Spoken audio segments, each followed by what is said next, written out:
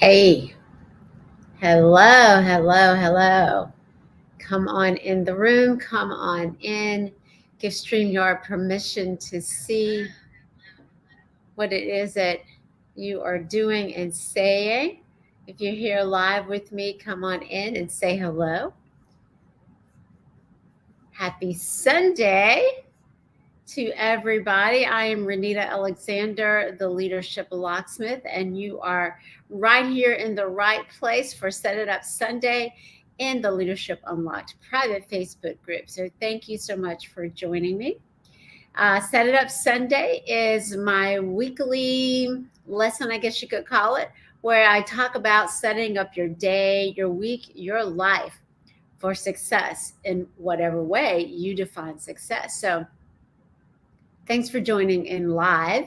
But whenever you tune in, just say, hey, I was here. I was here. So if you're here now, say hello and give a minute or so and let people come in the room. This is only 15 minutes. Only 15 minutes. We try to keep it short, right? All right. So we are here for Set It Up Sunday. So if you're here, say hello. I'm looking for comments to see if I can see any comments. All right. Well, I'm going to go ahead and kind of get started. So, we have talked about a lot in this space. We've been doing this for a few months now. We've talked about practical planning. We've talked about productivity hacks. We've talked about prioritizing all of the roles you have in your life. And we have a lot of roles. We are moms, we're daughters, we're sisters, brothers, we are, parents, and that's just on the personal side. So, when we get to the professional side, we have a lot of also a lot of different roles.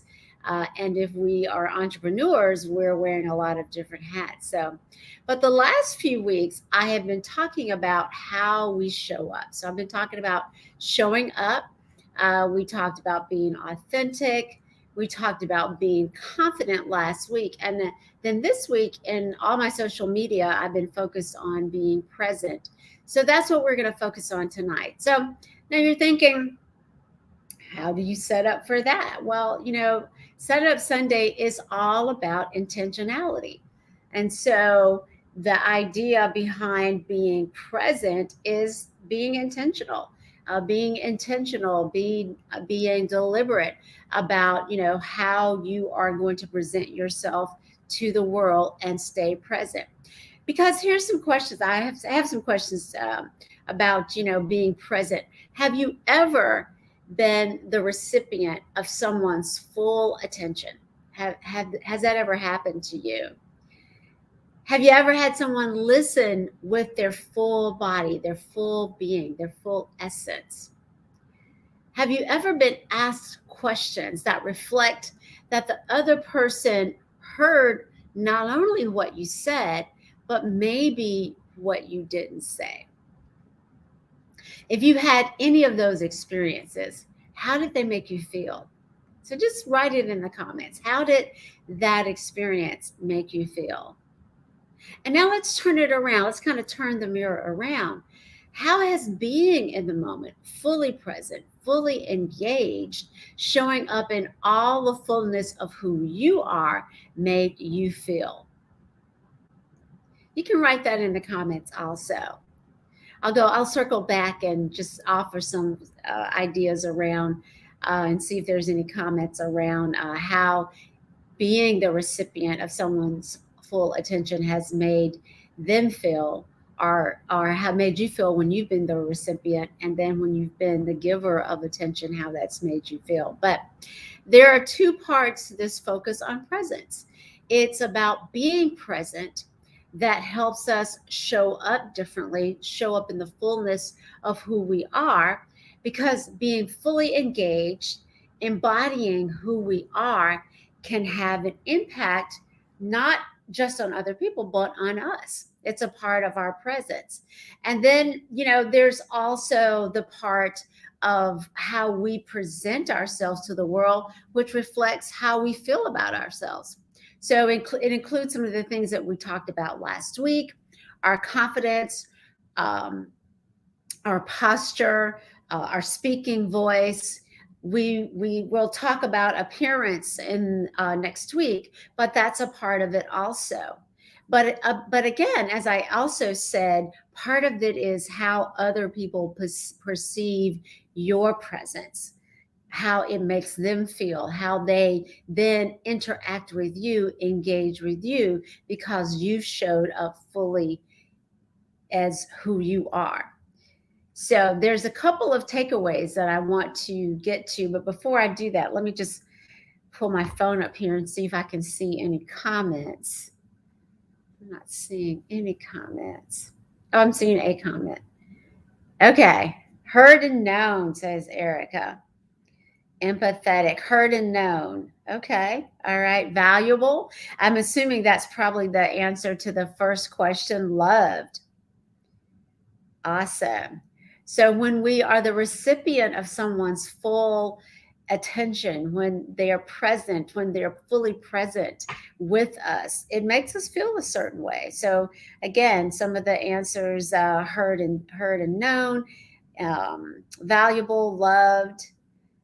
Yes, appearances do matter, Habiba. Yes, absolutely. So, and then of course, there's the part about when we show up, when we are being fully present, when we are showing up in the fullness of who we are, how that makes us feel. And I suspect that being true, or maybe that was true to a statement. I'm not sure what that comment was, but there's something about, when we show up in the fullness of who we are, there's a confidence that we show up with. There is a way that we carry ourselves when we're feeling that way, when we're fully present, when we are aware of our surroundings, when we're aware of the other people in the room, when we're fully tuned in and we're hearing and we're feeling their energy, and it impacts us. And because we know who we are and we're confident in that, we can respond in a manner that makes us in control versus reacting emotionally. We can respond with some logic to how we are responding to the people that are around us. We can turn the energy around in the room just by our very presence. And I have experienced that both as a recipient of somebody else's energy, somebody else's presence, and then impacting a room when I've come into a space. So it has an impact on ourselves. It has an impact on the people around us. But I wanted to get to, before I end here, just actually just a couple of practical ways that we can show up and be present and impact the people that we are privileged to engage with. And that is, first of all, again, this is all about intentionality. And the first thing is being intentional about how we show up, right?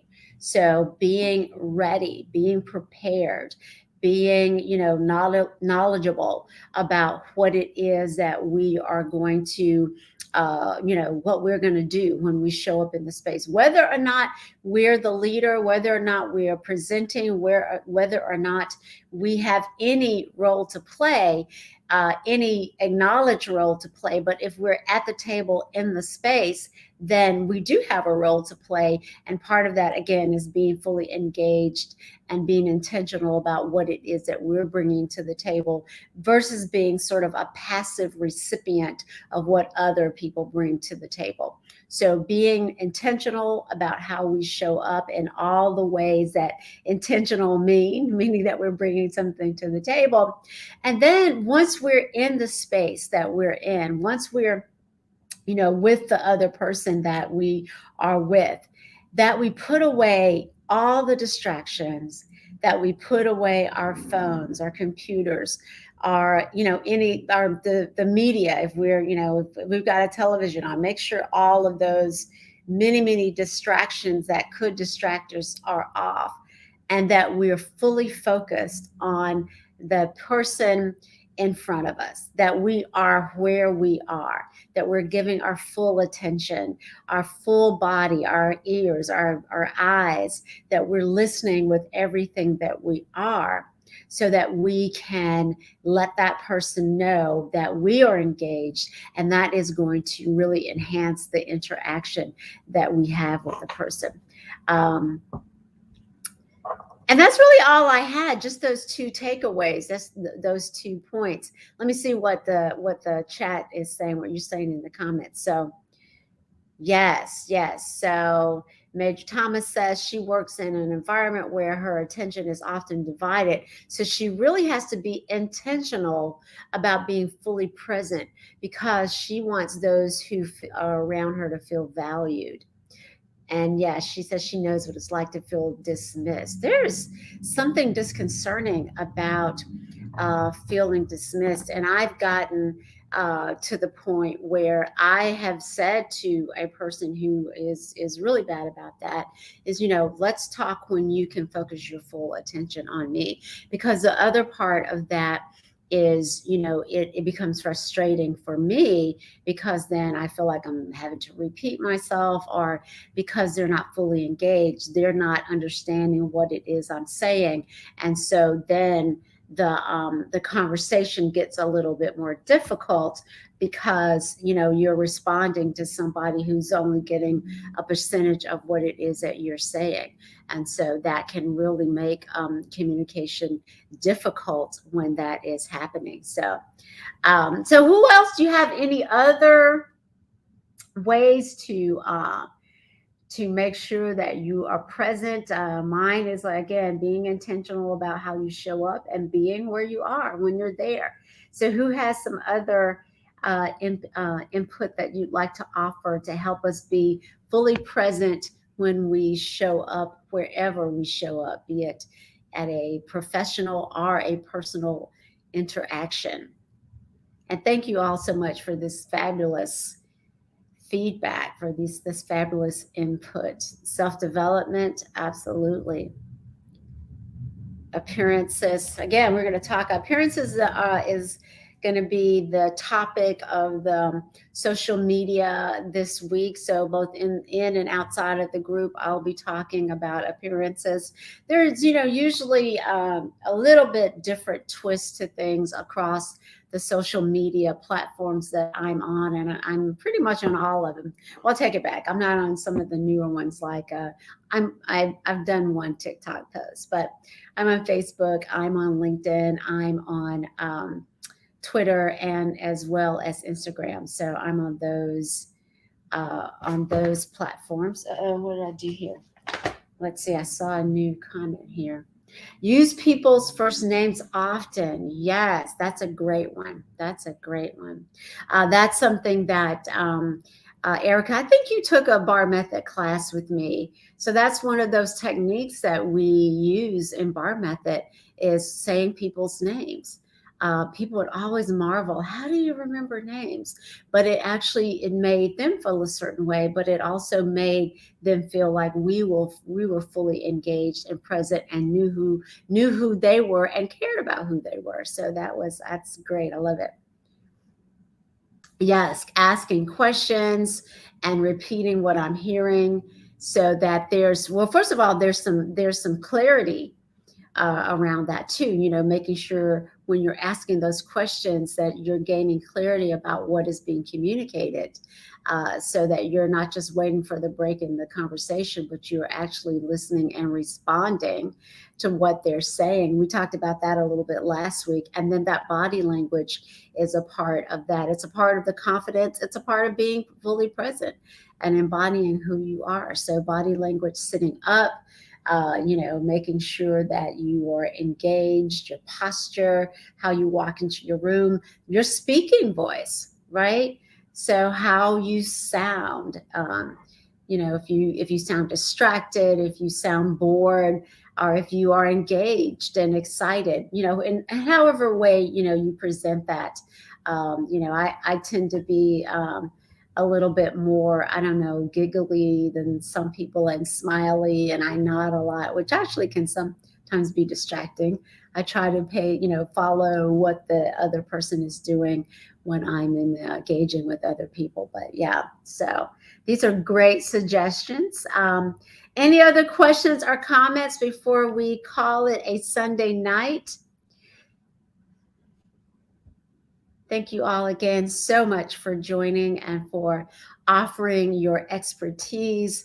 This is a room full of leaders, and so I don't have the corner on all the information, and I'm always excited when you participate and engage and offer your expertise to the world. Yes, yes, body language. Absolutely, mirroring body language. It's just those little techniques that can help you, and that's a coaching technique that I learned. I wish I had known when I was actually on active duty and leading a bunch of people. So, okay, well, I'm here every Sunday night for about 15 minutes. We're a little bit over. I want to give you back your Sunday night. Hopefully, you're sitting somewhere comfortable, maybe getting ready for bed with a glass of wine, however you end the evening. But thank you again for being with me. Enjoy the rest of your Sunday night, and I will see you next week.